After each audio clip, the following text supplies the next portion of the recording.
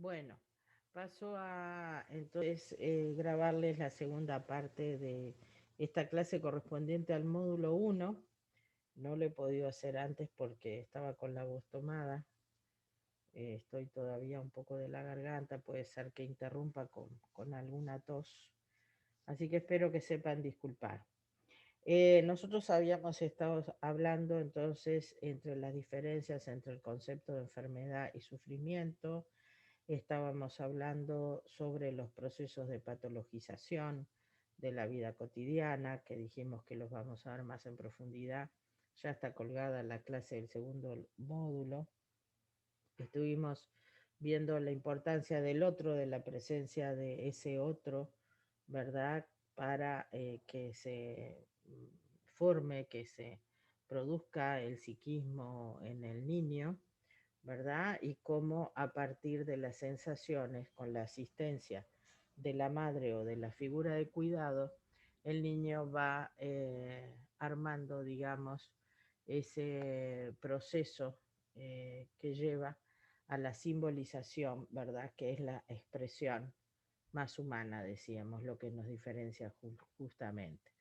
Estábamos hablando entonces que cuando entramos en estos temas de la psicopatología de la infancia, pero en general cuando entramos en temas de psicología de la infancia y de la adolescencia, no podemos dejar afuera la incidencia, el valor, el trabajo con los padres, con las madres, porque, digamos, el niño se produce en un contexto familiar, en un contexto social, en un grupo, ¿verdad? Responde a ciertos condicionamientos epocales, contextuales, históricos, que no podemos soslayar. Por lo tanto, siempre van a ver que nosotros estamos trabajando en un balance entre lo que le pasa al niño y lo que se ha producido en el niño. Y lo que se ha producido en el niño, decíamos, a punto de partida de los hábitos de crianza, de las situaciones, de las circunstancias que atraviesan a esa familia, que atraviesan a ese niño, que atraviesan también a cada uno de las maestras, docentes con el que el niño se va a encontrar a lo largo de su historia, de su vida curricular. Un niño, ya lo decíamos y lo vamos a repetir porque esto nos ayuda un poquito a ubicarnos en un eje que es transversal cuando nosotros estudiamos, vemos, analizamos las condiciones eh, para entender por qué se produce el sufrimiento en un niño. Un niño debe, durante el proceso de crecimiento, debe crecer físicamente, debe socializarse, lo cual va a ser a partir de los grupos de los que va a formar parte, no solamente el grupo familiar, sino también cuando entre el jardín, la escuela, esas son las instituciones donde el niño se socializa, y un niño debe a lo largo de su infancia, debe aprender. No solamente aprender significa aprender a leer, a escribir, a sumar, a restar. Aprender, digamos, se aprende siempre, no solamente en la infancia, pero se aprende, digamos, eh, se aprende a partir, se aprende con otros, se aprende con otro y a partir del estímulo que otro nos ofrece.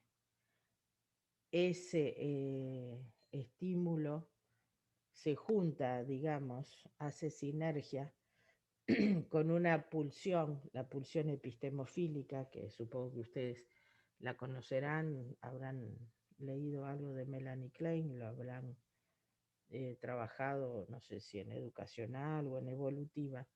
La pulsión epistemofílica es esa pulsión, esa fuerza interna del niño que es curiosa, qué quiere saber, qué quiere aprender. Por eso un niño que no está interesado en aprender nada, ni andar en bicicleta, ni aprender en la escuela, ni aprender a jugar con otro, con otro niño, es un problema.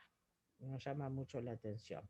Cuando el niño pierde el interés en el aprendizaje, cuando el niño pierde esa característica de curiosidad, ¿verdad? Que es propia del niño y es propia de los seres inteligentes, ¿verdad? Eh, bueno, es un signo de que algo muy grave está pasando, porque quiere decir que desinviste, le quita la investidura a el mundo externo y posiblemente esté replegado sobre sí mismo en una retracción narcisista típico de los procesos depresivos que seguramente son generados por circunstancias externas al niño. Entonces, que un niño no quiera, una cosa es que no aprende porque le cuesta y otra cosa es que no le interese aprender, que no le interese ir a la escuela, que no le interese jugar a nada, es un signo, eh, digamos, que nos pone en alerta porque habla de procesos que son típicamente de la infancia, que están detenidos, que están interrumpidos y eso no es bueno, no es normal. Bien, entonces, nosotros estuvimos hablando también de cuáles eran las características de estos padres, ¿verdad? Cuáles son las exigencias de esta época para los padres. ¿Mm? Este, Padres que están exigidos en mantener un trabajo, que están exigidos en tiempos muy difíciles, padres que están exigidos desde su rol de género, desde su rol en la familia, padres y madres me refiero en general, padres que trabajan muchas horas, a veces porque, bueno, porque las condiciones no son favorables para que pueda, digamos, atender a su familia. Y a veces son padres que le dan demasiada importancia. Y acá estoy usando un juicio de valor. Ustedes ven que el tema de los juicios de valor tenemos que ser muy cuidadosos.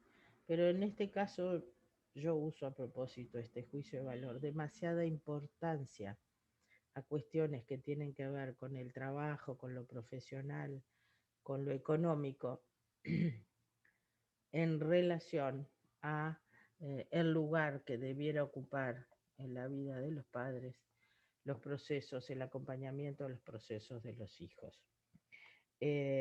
Bueno, todo esto se terceriza, ¿verdad? Se terceriza con abuelos, con abuelas, con niñeras, con cuidadoras, porque bueno, los padres y las mamás tienen que trabajar.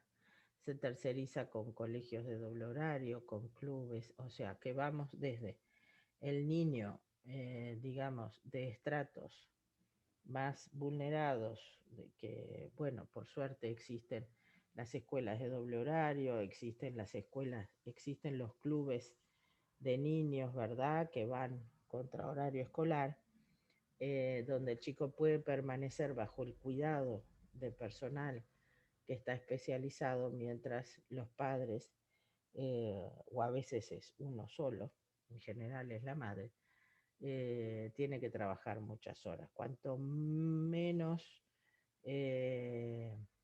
menos especializada es el trabajo que una persona hace, más horas tiene que trabajar, porque el valor de su hora vale menos.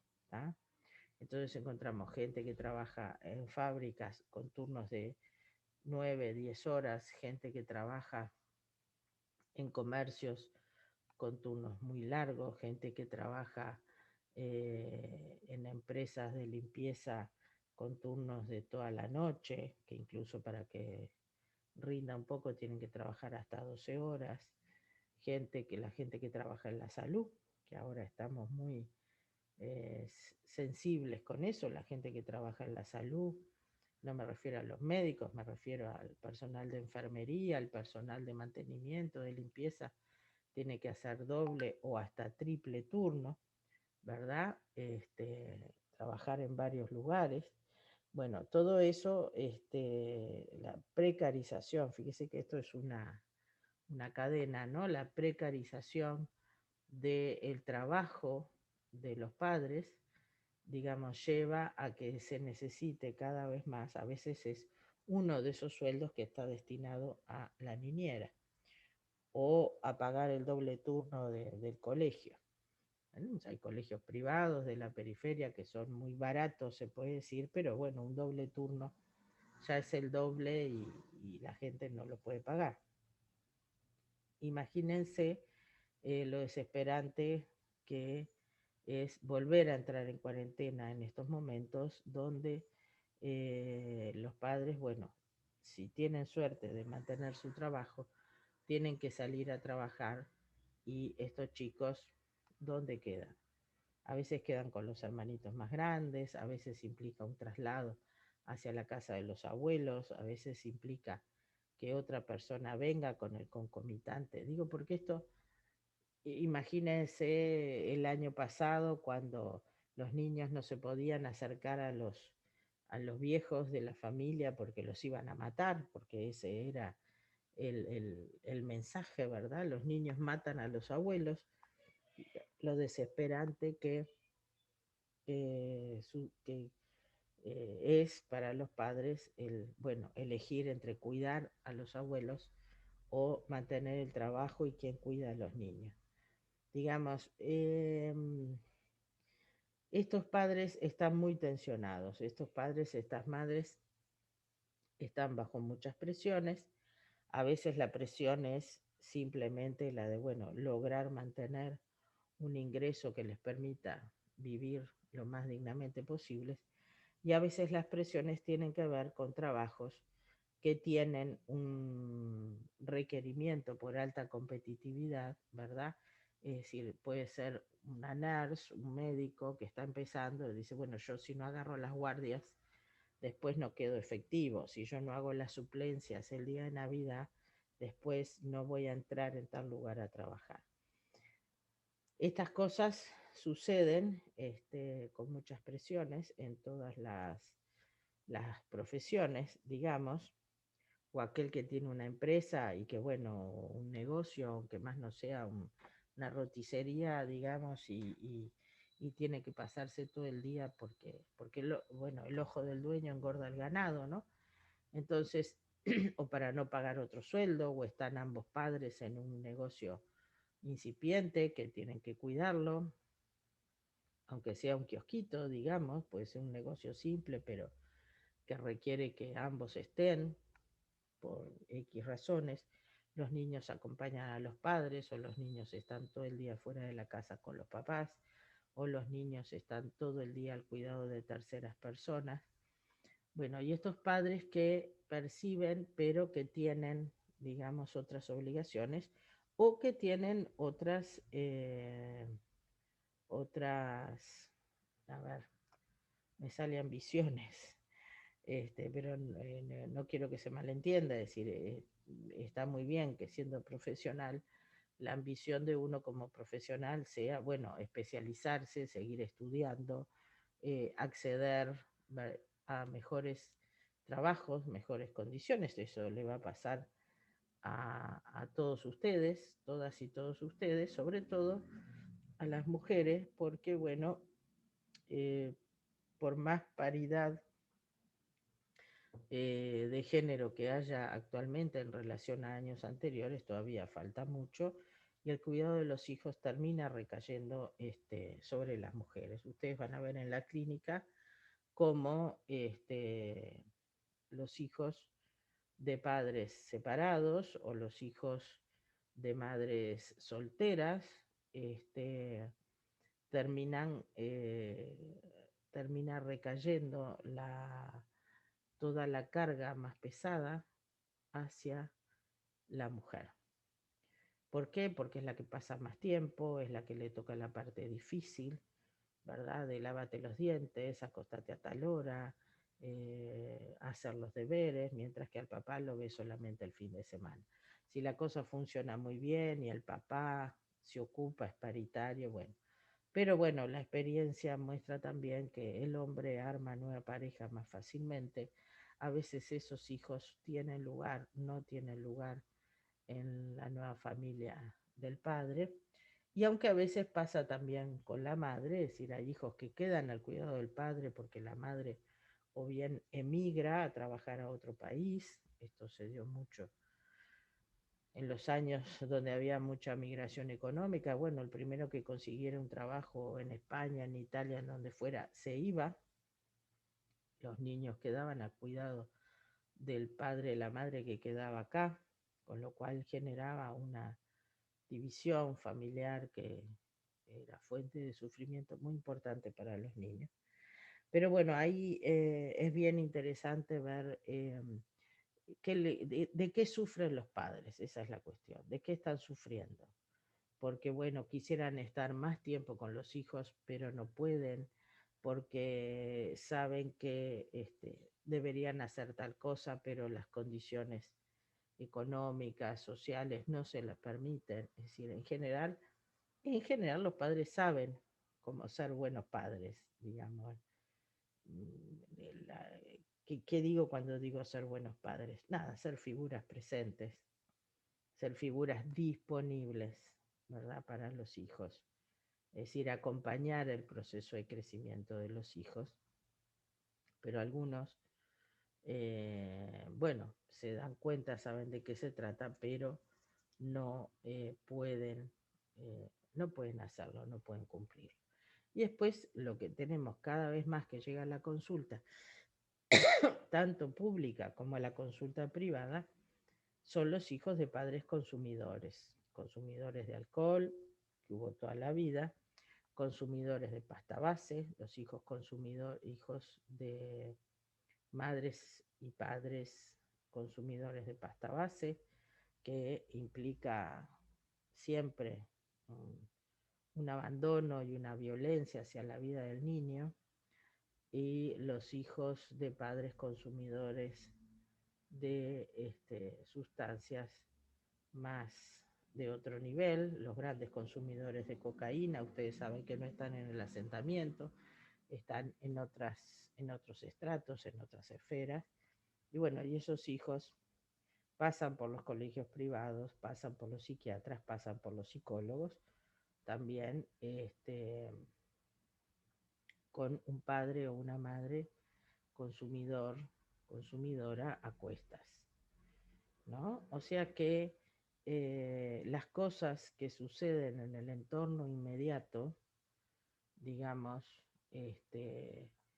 o sea, en el seno de la familia, impactan directamente sobre el desarrollo del niño, impactan sobre este proceso, ¿verdad?, de crecimiento, este proceso de armado del psiquismo del niño, y nosotros no podemos dejar por fuera estas condiciones de producción de subjetividad del niño.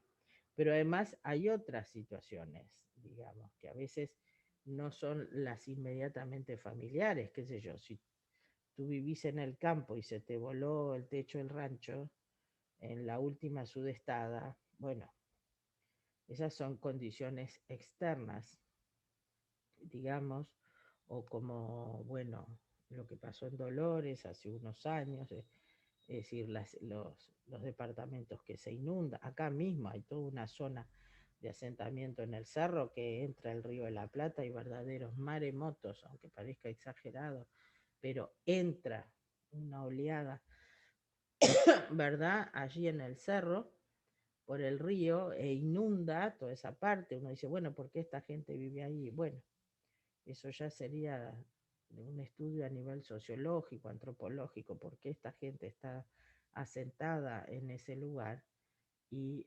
no acepta o no se le ha dado la posibilidad de realojarse. Pero bueno, eso son condiciones externas ¿verdad? Que impactan directamente sobre la vida del niño.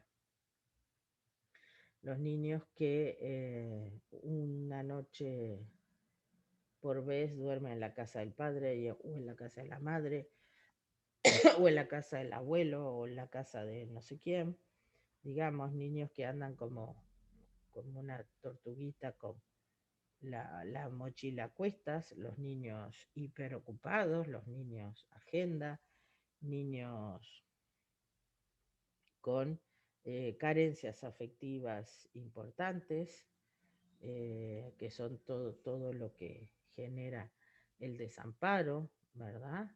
Pero no el desamparo material. Uno puede estar rodeado de riquezas y de cosas caras y tener un enorme desamparo afectivo, que también esto es lo que vemos, ¿verdad? Es decir, se compensa lo material con lo material, todo lo que no se le da, ¿no? Todo lo que no se le da en afecto y en tiempo, ¿no? Decíamos el otro día, lo mejor que le puedo dar a alguien es mi tiempo, porque eso es algo que no tiene valor y que yo no voy a recuperar nunca más, pero te lo doy a ti. Entonces, las condiciones en las que este niño, esta niña va atravesando su proceso de subjetivación, es muy importante integrarlo al análisis de el sufrimiento y de la patología en los niños.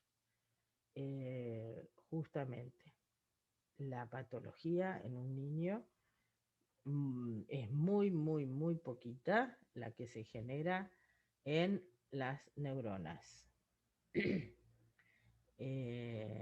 Las patologías en general, en el 99% de los casos, son generadas por condiciones del ambiente, por condiciones vinculadas al estilo de crianza, por condiciones vinculadas a los avatares eh, familiares, sociales que ha vivido el niño, por condiciones contextuales, accidentales, puntuales, que el niño ha tenido que atravesar.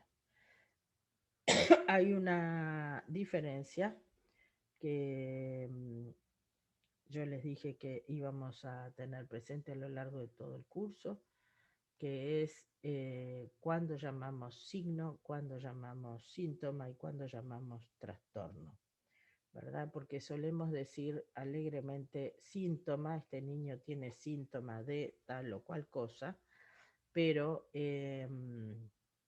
no se tiene, se lo dice cuando se quieren decir muchas cosas a la vez. Un signo es algo visible. Un signo es una conducta, una manifestación visible. El niño se chupa el dedo. Un signo es el niño se hace pichí, caca encima. Un signo es ahora empezó a tener miedo para dormir. Un signo es el niño no aprende las operaciones aritméticas. Son conductas o manifestaciones puntuales que a buen observador, digamos, cuando la familia está conectada con lo que le pasa al niño, cuando la o el docente de la escuela de clase está conectado con lo que le pasa al niño, puede observar fácilmente un signo, ¿verdad? Algo que no estaba y que aparece y que llama la atención su presencia, ¿verdad? Él jugaba con todos en el recreo, dice la maestra, y de golpe empezó a sentarse solo en un rincón. Es algo que aparece o es algo que, bueno, viene pasando desapercibido y alguien le presta especial atención. Siempre es un niño tímido, sí es vergonzoso, es tímido, no hay que forzarlo, pero alguien dice, bueno, pero esto ya es demasiado porque siempre está solo en el rincón. O sea, es la observación de una conducta que se sale de los parámetros esperados, ¿verdad? Para esa edad y para esa situación. Si bien vamos a poner entre comillas parámetros esperados, porque sabemos que no todos los niños logran lo mismo al mismo tiempo. Si bien sabemos que el desarrollo del psiquismo y de la inteligencia, como ustedes habrán estudiado a Piaget, digamos, pasa por distintos periodos y uno se va, digamos, va dando paso al siguiente por mayor capacidad y mayor desarrollo de las estructuras intelectuales y psíquicas, bueno, pero no todos lo hacen a la misma vez. De la misma manera que el desarrollo del sistema nervioso, la maduración del sistema nervioso hace que un niño esté pronto para el control de esfínteres alrededor de los 18 meses y no lo podemos sentar en la pelela a los 7 meses. ¿Verdad? Hay madres muy obsesivas, muy ansiosas, que te dicen, bueno, desde los 6 meses yo lo sentaba a la pelela. ¿Para qué? Si el niño hasta que no termina la mielinización de las vainas de mielina en la cola de caballo no está en condiciones, ¿verdad? Que es el último tramo de la médula, no está en condiciones de registrar eh, y diferenciar los estímulos cuando tiene ganas de orinar o de defecar. Eh, que unos lo logren a los 12 meses, bueno, está bien, es precoz. Que otros lo logren a los 18 y otros a los 3 años, tiene que ver con la característica de cada uno y tiene que ver con la maduración de la parte neurológica, pero también tiene que ver con las formas y los hábitos de crianza. Esto ustedes ya lo saben, es la biología y lo intersubjetivo y las condiciones ambientales, todo junto, ¿no? Estas tres dimensiones, ¿no? La madurez. Estamos hablando de niños y estamos hablando de adolescentes, por lo tanto, son momentos, ¿verdad? Amplios, donde algunos van a lograr algo, así como hay niñas que tienen la menarca a los 10 años y otras a los 15 o 16, ninguno puede decir que es anormal, sino que, bueno, sí, está descrito. Ya después de los 15 años no aparece la menarca, el pediatra se empieza a preocupar, le manda a hacer una ecografía, no sea cosa que tenga una malformación, etcétera, etcétera. Pero, digamos, porque, bueno, se extendió un poquito más, pero puede no pasar absolutamente nada. Y que la niña se desarrolle a los 10 años, tampoco quiere decir, puede haber lo que se llama ahora una pubertad precoz, que es antes de los 10 años incluso, pero bueno, está dentro de las variedades, ¿verdad?, típicas de la naturaleza. Eh, Pongo entre comillas esto dentro de lo esperado porque después vamos a ver qué presión ejerce lo esperado, ¿m?, en la vida de los niños, las niñas, los adolescentes y de los padres. Cuando entonces vuelvo a esto de signo, síntoma y trastorno, cuando decíamos signo tiene que ver con una conducta, un observable, una manifestación, ¿verdad?, que llama la atención, o porque está a destiempo, o porque es algo que no estaba y ahora empieza. Por ejemplo, dice, no, él siempre un niño alegre, ¿no?, colaborador, sí, y ahora llora por todo. Bueno, ese es un signo, un llanto frecuente, un llanto sin motivo, ¿verdad? Bueno, ahora, si siempre fue llorón, no es un signo. Porque bueno, siempre es un nene que no tolera la frustración y entonces cualquier cosa llora porque sabe que llorando obtiene lo que quiere, entonces aprendió muy tempranamente que no le podía, si él lloraba no le sostenían el no, por lo tanto que de esa manera, y claro, ahora llora más porque, y bueno, porque se está encontrando con otras personas que le ponen la plancha, digamos, que le dicen, bueno, llora todo lo que quieras, pero no vas a salir al recreo cuando quieras, sino cuando sea la hora del recreo, por ejemplo. Entonces aparece como más irritable o más llorón o más berrinchudo cuando hay alguien que trata de imponerle algo que, bueno, que ya tenía que venir desde otro lugar, pero por ciertas dificultades, las que fueran, no está internalizado en el niño y bueno, y se está encontrando con eso, por ejemplo, en la escuela.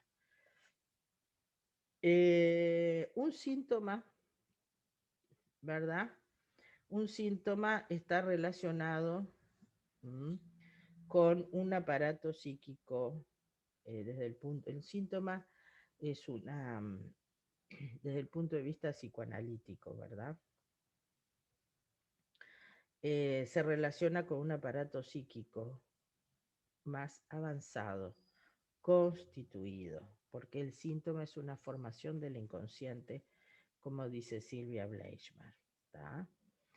¿Por qué? Porque en el síntoma justamente hay una tensión entre el deseo y la defensa. Entre la defensa es la represión, ¿verdad? Y la diferenciación de los sistemas psíquicos, yo, ellos, super yo, y el deseo, la pulsión.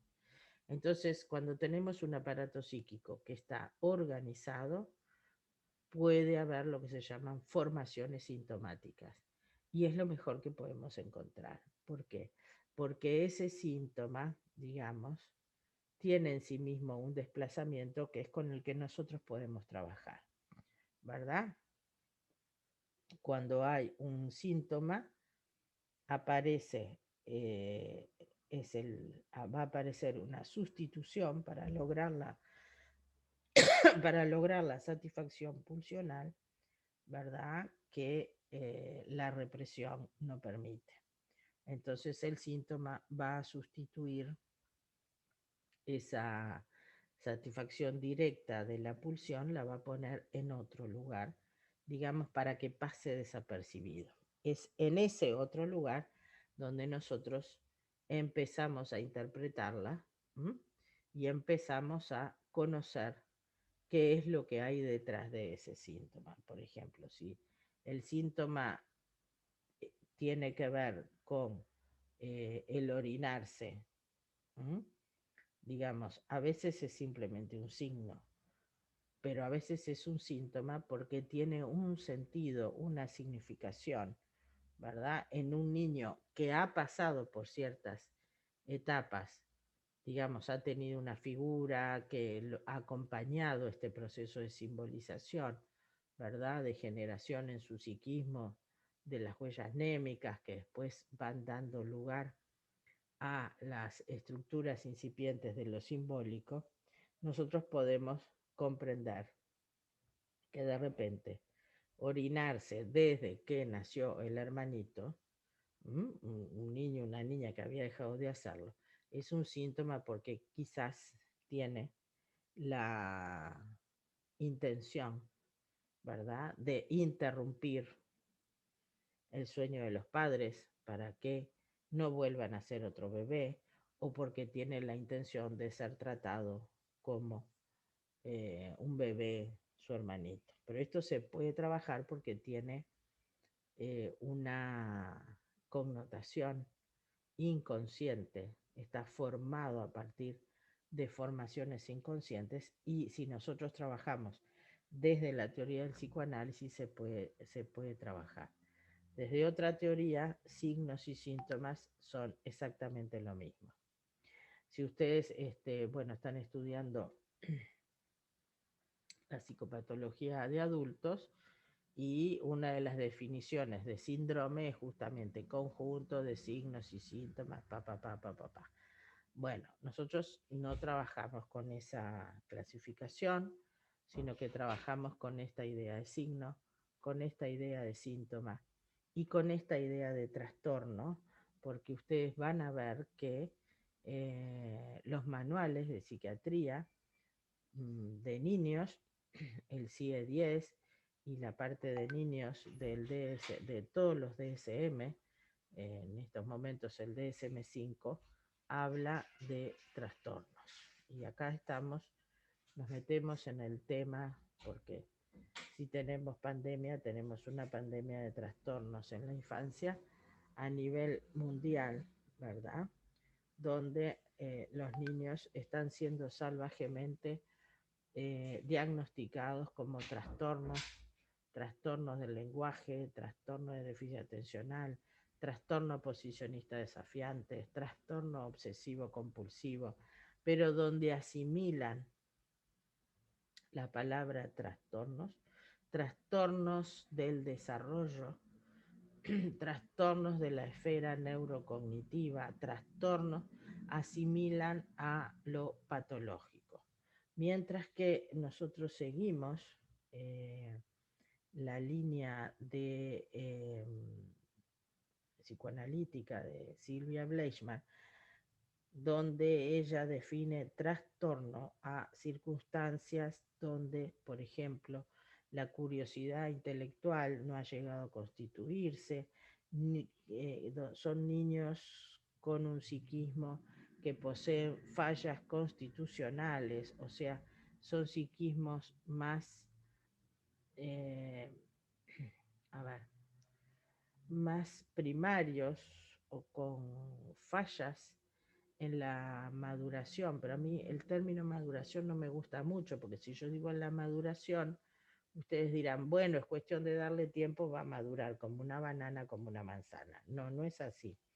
Hay algunas cosas que justamente en este encuentro del niño con la figura de referencia aparece una falla porque no está el otro no sostiene lo suficiente estos procesos del bebé como para que su psiquismo se vaya instalando, se vaya produciendo, vaya creciendo, se vaya desarrollando, usen el verbo que quieran, no llega a constituirse por fallas constitucionales, dice Silvia Bleichmann, donde ahí el trabajo de nosotros desde la teoría psicoanalítica ya no es interpretar con qué tiene que ver esto que el niño hace, sino que es ayudar a que se constituya, ¿verdad?, el psiquismo, muchas veces ofreciéndonos como figura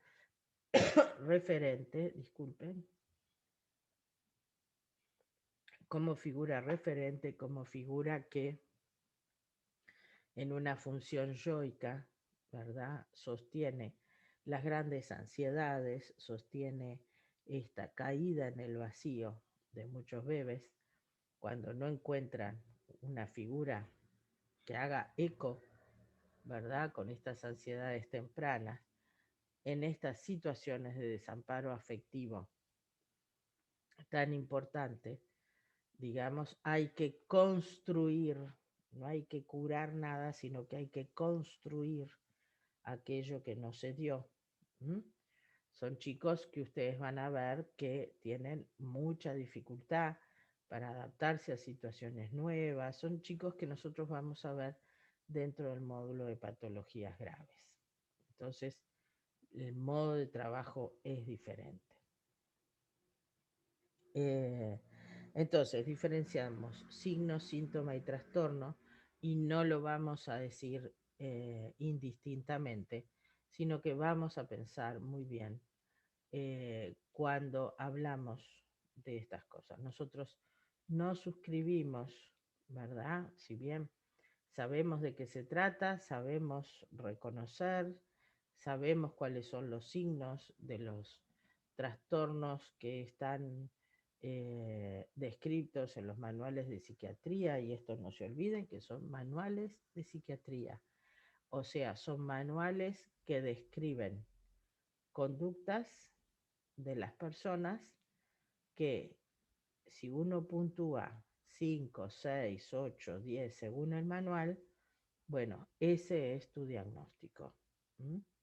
Entonces, a nosotros nos parece que atrás de esas conductas hay una subjetividad, hay una historia, hay muchos niveles sobre los que se puede actuar.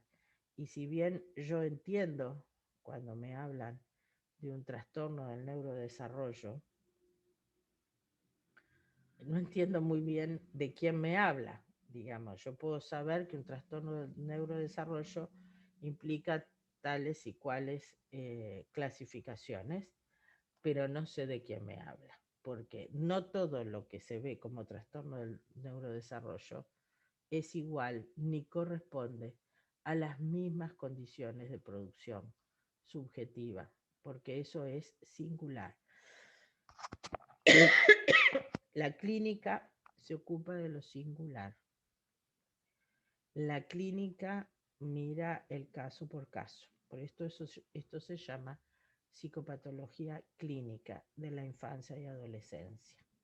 No vamos a juntar los problemas de los niños para meterlos en una bolsa y ponerle un rótulo en la bolsa que diga, estos niños son tal cosa.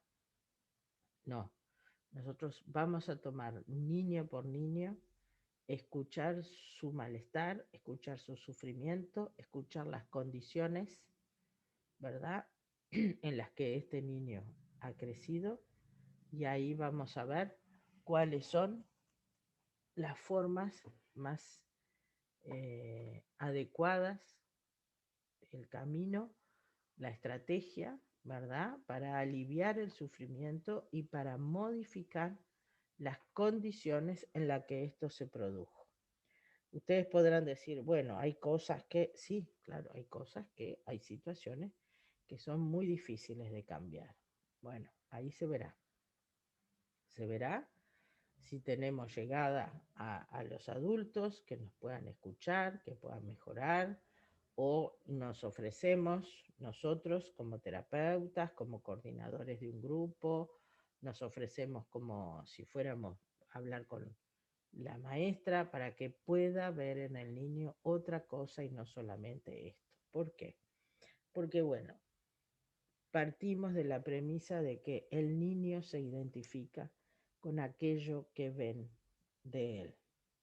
O sea, si yo a un niño lo veo insoportable, lo veo poco inteligente, lo veo caprichoso y lo veo, no sé, inhibido, o lo veo con dificultades para relacionarse con otros, lo que voy a hacer es mostrarle a manera de un espejo aquello con lo que el niño se va a identificar. O sea, es muy importante escuchar a los papás cómo lo ven, con esta simple pregunta: ¿y ustedes cómo lo ven a fulanito? Y aunque ustedes no lo crean, cuando uno empieza a escuchar a algún padre, alguna madre haciendo una lista de las cosas horrorosas, negativas del niño, que las puede tener, digamos, y a mí me ha pasado muchas veces, decir, bueno, no tiene nada bueno, nada lindo que contarme fulanito. No, lamentablemente no tengo nada bueno que decir de él o de ella. Yo lo he escuchado, y más de una vez, en entrevistas con padres. Y ahí la vivencia es de que, bueno, voy a necesitar una pala excavadora para levantar esto, porque es muy difícil, porque no lo pueden ver de otra manera. Entonces, si a vos te dicen que sos una cosa espantosa, tú lo que tenés es esa propuesta identificatoria. Te vas a identificar con lo que te dicen que sos. Si vos al bebé le decís, sos divino, sos inteligente, el bebé va a crecer con un narcisismo inflado, y más vale que le dure durante la vida, porque se va a dar la cabeza contra la pared muchas veces, ¿verdad? Después va a ir forjando el principio de realidad. Pero bueno, si es un bebé al que no se lo estimula, no se lo mira, no se le dicen cosas, ¿verdad?, lindas, observen cómo la escena, un niño siendo amamantado. Observen en el ómnibus nomás. Ahora andamos muy poco en ómnibus, pero bueno, Observen cuando van las madres le hablan a los niños en el ómnibus o acallan el capricho con el teléfono. O ellas van prendidas a un teléfono y dicen, observen, simplemente eso. Los niños estamos encontrando muchísimas dificultades en la esfera del lenguaje, de hablar mal, de tolerar hablar mal, pero sobre todo de precario, escasísimo vocabulario, donde uno le pregunta a los papás, ¿ustedes hablan con este niño? Ay, no, yo soy de poco hablar. Bueno, o que hablan como el dibujito de la televisión. Es decir, ustedes pregúntense, ¿quién le habla a este niño? ¿Y quién escucha a este niño? Porque si no, uno no puede encontrar un niño de 6, 7, 8, 10 años que hable mal y que nunca se hizo una consulta. Ni siquiera el pediatra lo escuchó, ni siquiera la maestra, las maestras lo escucharon y los padres, ¿entienden? Entonces, cuando un niño aparece con esta dificultad es porque, bueno, crecer da trabajo, hacerse grande da trabajo, salir de la adolescencia da trabajo, ser adulto da mucho trabajo, mantenerse, ¿no? En determinada situación, todo eso da trabajo, pero, digamos, quien acompaña, quien nos va acompañando a lo largo de nuestra vida para sostener esos procesos y para ir indicándonos, bueno, por dónde, porque bueno, nadie nace siendo, ¿verdad?, un brillante en todo. ¿Quiénes nos acompañan? Bueno, nos acompañan las instituciones, nos acompañan la familia, nos acompaña la escuela y nos acompaña la institución salud. Yo voy a hablar de la realidad que conozco, que es la de nuestro país, con un sistema nacional integrado de salud, donde, bueno, la psicología aún es insuficiente dentro del sistema de salud, es muy insuficiente, no solamente por la cantidad de psicólogos que trabajan en el sistema, sino por lo que se puede hacer, por la gran demanda que hay y las dificultades para dar respuesta a esa demanda, desde locativas hasta recursos humanos. Pero bueno, la institución salud es una institución que, dado los controles, las exigencias, eh,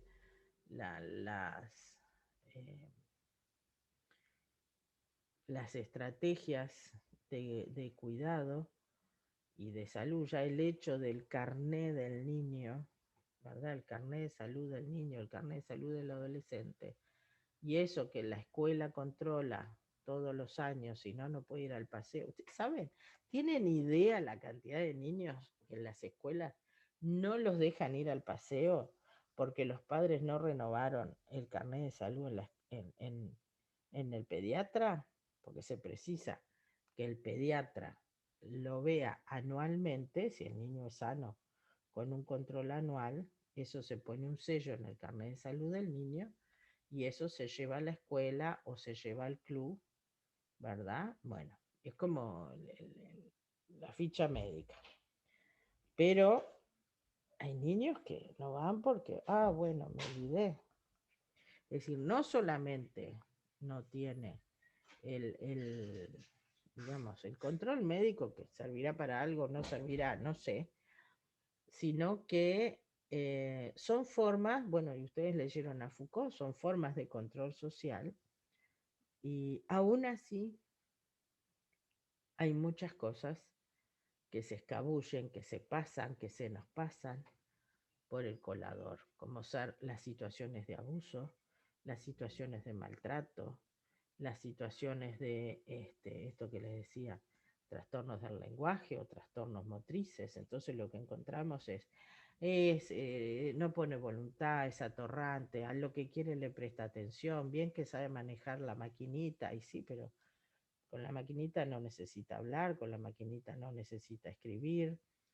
Es decir, es muy difícil que los padres entiendan que las competencias que se utilizan en la escuela, ¿tá? Después si quieren otro día discutimos la cuestión de los métodos que utiliza la escuela y los métodos que los chicos les puede facilitar más, pero bueno, todavía en la escuela hay que escribir con un lápiz en un renglón, en un cuaderno con renglones.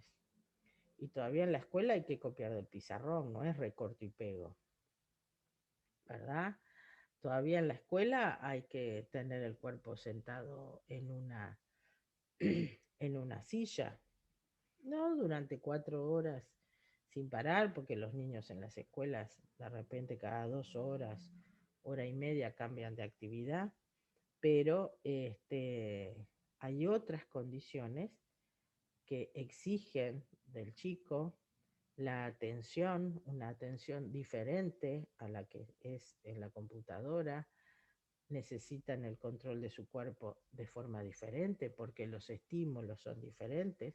Los estímulos de la computadora están adentro de la pantalla, los estímulos en la clase vienen de múltiples lugares, de adentro del niño y de afuera del entorno. Es decir, hay muchas cosas que son. Entonces los padres se enojan y dicen, él le presta, él es muy inteligente para la computadora, ¿cómo no va a poder leer y escribir? Y capaz que el chico tiene una dislexia, ¿no? Cosa que tiene comprometidas ciertas áreas que no necesariamente se ponen en uso cuando está con un juego en la computadora. Entonces, estas instituciones, lo que la escuela espera del niño, lo que la institución salud espera del niño, lo que la familia espera del niño, ejercen presión sobre el niño y sobre los padres o los criadores del niño, porque las instituciones están mirando y las instituciones dicen cuánto debe pesar a tal edad, cuánto debe medir su perímetro craneal a tal edad, cuánto debe saber hacer a tal edad, etcétera. Permanentemente está midiendo, ¿m?, cuánto ha logrado este niño, como si eso solo fuera expresión de el bienestar, la felicidad, la capacidad del niño. Bueno, retomando, ven que se me va yendo la voz. Voy a dejar por acá. Ustedes van a pasar al segundo módulo, donde esto está, hay varias conferencias, varias actividades que nosotros le pusimos allí. Y bueno, y una clase que di para otra generación y que, bueno, está vigente. Nosotros revisamos el material de forma permanente y esa clase está vigente. Posiblemente a partir de el horario, los intercambios por los foros que tengamos esta semana, bueno, yo vuelvo a grabar algo para el módulo 2, que aclare y que aporte para el segundo módulo. Bueno, hasta pronto.